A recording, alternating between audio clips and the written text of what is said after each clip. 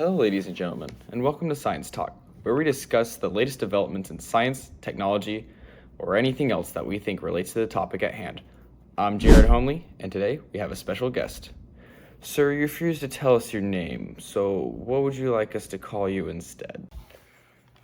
I guess the time traveler or any other derivative would work.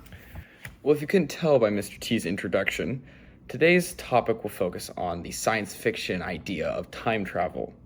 Now, Mr. T, you claimed to have created a time machine.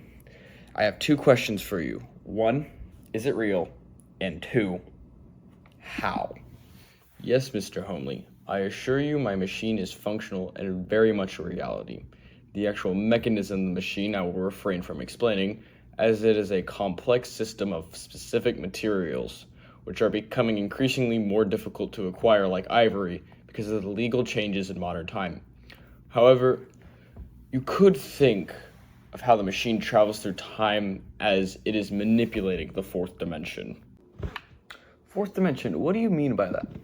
There are four dimensions that we know of. There's length, breadth, thickness, and duration.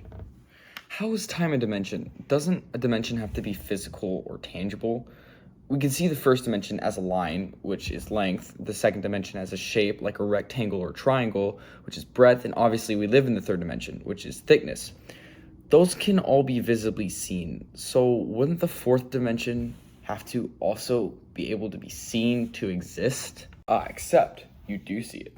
Something cannot exist without time. The fourth dimension, duration, defines how long something can exist. Think of a cube. It has the three dimensions you are accustomed to, but also the fourth. Without the duration, the cube will only exist instantaneously. It cannot exist without a duration of existence. So without a duration, it cannot exist because it has no time frame to exist. Essentially. Mr. T, if you travel through time, what year are you actually from?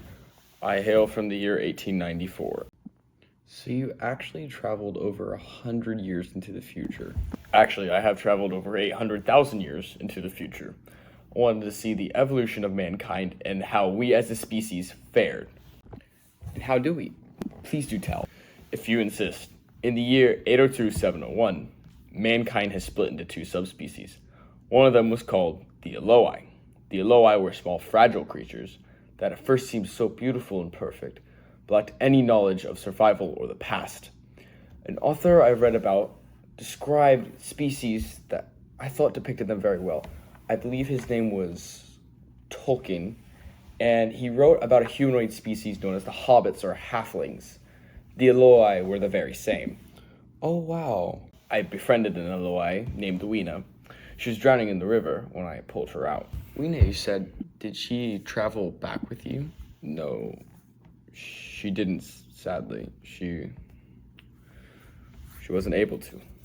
That's a shame. She would have been our first publicized view of evolved human. Yes. You said there were two subspecies, Indeed. Right? What was the second one? The second subspecies were known as the Morlocks. They had been forced underground for thousands of years, so they evolved into more beastly creatures than humans. The best way to describe them would be a cross between a lemur and a spider. Oh, really? Humanoid spiders? Not quite, but they were savage creatures. They had run out of food in the caverns where they survived, so they resorted to eating the Eloi. What? Isn't that a form of cannibalism? I know they technically aren't humans per se, but it still is cannibalism. I would believe so. That's horrible. Indeed. Like, that's genuinely terrifying and morbid.